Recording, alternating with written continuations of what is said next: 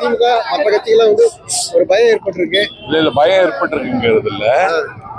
தமிழ்நாட்டுல மகளிர் தினத்தை கொண்டாட முடியாத ஒரு நிலைமைக்கு திமுக இன்றைக்கு தள்ளப்பட்டிருக்கிறது.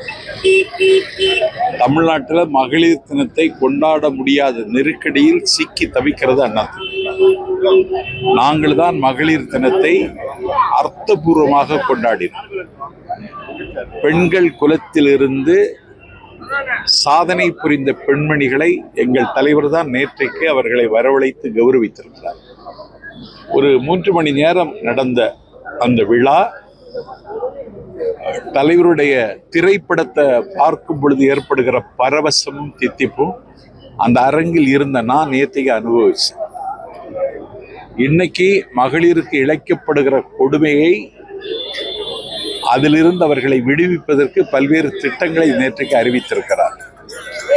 தமிழ்நாட்டில் தளபதி விஜய் அதிகாரத்திற்கு வந்தால் பெண்கள் முன்னேற்றம் சாத்தியமாகும் என்பதை விட பெண்களுக்கு எந்த இடையூறும் இல்லாமல் அந்த துறை இருக்குல்ல, பெண்கள் சார்ந்த அந்த துறையை சமூக நலத்துறை என்கிற போர்வையில வைத்து ஒரு காலமாக திமுகவும் அதிமுகவும் மாறி மாறி அந்த துறையை ஒரு சத்துணவு துறையாகவே மாற்றிவிட்டார்கள். இன்றைக்கு அந்த துறைக்கு நானே பொறுப்பேற்பேன், முதலமைச்சருடைய போர்ட்போலியோ அதுன்னு சொல்லி நேற்று எங்கள் தலைவர் அறிவித்திருக்கிறார். இது தமிழ்நாட்டில் இந்தியாவிலேயே இப்படி எந்த தலைவரும் இதுவரைக்கும் அறிவிச்சதில்லை. பெண்கள் சார்ந்த அந்த துறையை, அந்த போர்ட்போலியோவை நானே என்னுடைய கண்காணிப்பில் நிர்வகிப்பேன்னு நேற்று சொல்லியிருக்கிறார். அதனால தமிழக வெற்றி கழகத்தினுடைய வெளிச்சம் இன்றைக்கு தமிழ்நாடு முழுவதும் எல்லோருடைய கண்ணுக்கு தெரிகிறது. எங்களை திட்டமிட்டு அவமதித்து இருட்டடிப்பு செய்தாலும், நதி நடக்க மறுத்தாலும் வெள்ளம் இருக்காது, தேதிகள் கீழ்பட உடன்படாவிட்டாலும் நாளை நடக்கும்.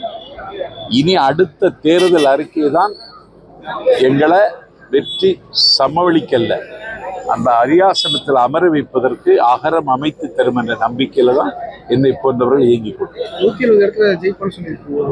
ஆமா, ஏன் கணக்காது?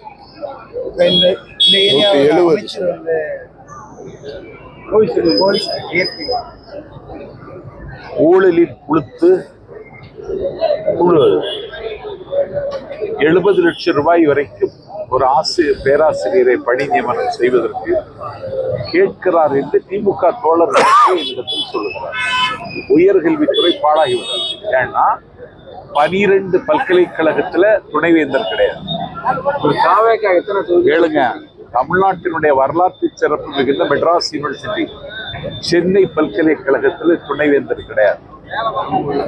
அந்த பேராசிரியர்கள் ஒப்பந்த அடிப்படையில் நியமிக்கப்பட்ட பேராசிரியர்களுக்கு சம்பளம் கிடையாது. அதனால உயர்கல்வித்துறையை தமிழ்நாட்டில் பாழாகிவிட்டது. மேலாண்மை செய்கிற அதிகாரம் கவர்னருக்கு இருக்கிறது என்று அவர் ஒரு பேரலல் கவர்மெண்ட், ஒரு போட்டி கவர்மெண்ட் நடத்துறார். அவரே ஒரு டிஃபேக்டோ சீஃப் மினிஸ்டர் மாதிரி நடத்துகிறார். அந்த டிஃபேக்டோ சீஃப் மினிஸ்டர் மாதிரி நடிக்கின்ற ஒரு ஆளுநரை இந்த நாட்டில் உட்கார வைக்கிற யோக்கியதை கூட இன்னைக்கு திமுகவுக்கு இல்ல. உயர்கல்வித்துறை பாழாகிவிட்டது. எத்தனை தொகுதியில வெற்றி பெறும்? திமுக வந்து 200 தொகுதி அப்படின்னு சொல்லிட்டு 200 தொகுதி இருக்கு, நிற்பாங்க. ஜெயிக்கிறது இல்ல, 200 தொகுதி நாங்க வந்து கைப்பற்றோம் அப்படின்னு சொல்லிடுறாங்க. திமுகவே 200 தொகுதியில நிற்க முடியாத. 26 கட்சி சேர்ந்திருக்கு. அவியல் தயாராயிட்டது, அதிமுக சாம்பார் தயாராயிட்டது. ஆனா தாவேகாவுக்கு வெற்றி உறுதியாகிவிட்டது. மகளிர் உரிமை தொகையெல்லாம் வந்து திமுக இதெல்லாம் காப்பி அடிச்சு தான் செய்யறாங்க. திமுக அடித்த வெற்றி அப்படின்னு சொல்றாங்க. இப்ப நீங்க 2500 அவங்க 2000 நாங்க அவங்க 1000 ரூபாய் கொடுத்துட்டு இருக்காங்க. மகளிர் உரிமை காப்பி அடிக்கிறாங்கிறாங்களே. காப்பி அடிச்சா நீங்க சாப்பிடுவீங்க சோறு, நானும் சோறு சாப்பிடுவேன். அப்ப உங்களை பார்த்து காப்பி அடிச்சு நான் சாப்பிடுறேன்னா மகளிருக்கு கொடுக்கிற உரிமை தொகை நாங்களும் கொடுக்குறோம், அவ்வளவுதான். தொடர்ந்து மாநாடு வந்து திமுக வந்து தொடர்ச்சியா வந்து வரிசையா மாநாடா நடத்திட்டு நாளைக்கு வந்து மாநாடு நடத்துறாங்க. அது வந்து வெறும் எழுச்சி இருக்குன்னு சொல்றாங்க. ஒரு எழுச்சி வயகரா மாத்திரம் சாப்பிட்டா கூட வராது. கூட்டணிக்கு நெருக்கடி கொடுக்குறாங்க. அவங்களும் கூட்டம் நடத்துறாங்க, அவங்களுக்குலாம் எந்த இது கிடையாது. எங்களுக்கு நெருக்கடி அதிகாரத்துல பங்கு சொல்லி யாரும் கூட்டணிக்கு வராம இருக்காங்களே எந்த கட்சியுமே. இல்ல, கூட்டணிக்கு வர வேண்டிய தேவை எங்களுக்கு இல்ல. ஒரு கட்சியை கூட்டணிக்கு கூப்பிடணும்னா கூட்டணி அமைப்பதற்கு ஒரு குழு எங்க தலைவர் போட்டிருக்கணும். அவர் போடவே இல்லையே. இந்த காங்கிரஸ் வர மாதிரி காங்கிரஸ் வருவதற்கான ஒரு சூழல் கனிந்தது. அதை இன்றைக்கு அவர்கள் அதிகாரத்தை வைத்து தடுத்து விட்டார்கள். இப்ப காங்கிரஸ் ஓட்டெல்லாம் எங்களுக்கு கிடைக்கும். தமிழ் மாநில காங்கிரஸ் இந்திய கூட்டணியில சேரக்கூடாது. இந்த தமிழிசை கூப்பிட்டு இருக்காங்க வந்தா தாவேக்காவுடைய எதுக்கு கூப்பிட்டாங்கன்னு யாருக்கு தெரியும்? தமிழ் மாநில காங்கிரஸ் ஜி.கே. வாசன் வந்து போயிருக்காரு. அதை பத்தி அவர் இப்ப வந்து பிஜேபிக்கு போயிருக்காரு. ஆமா, ஒரு பெரிய அவர் ஒரு தேசிய பாரம்பரியத்தில் வந்த ஒரு வரலாற்று சிறப்பு மிகுந்த குடும்பத்தின் பிள்ளை.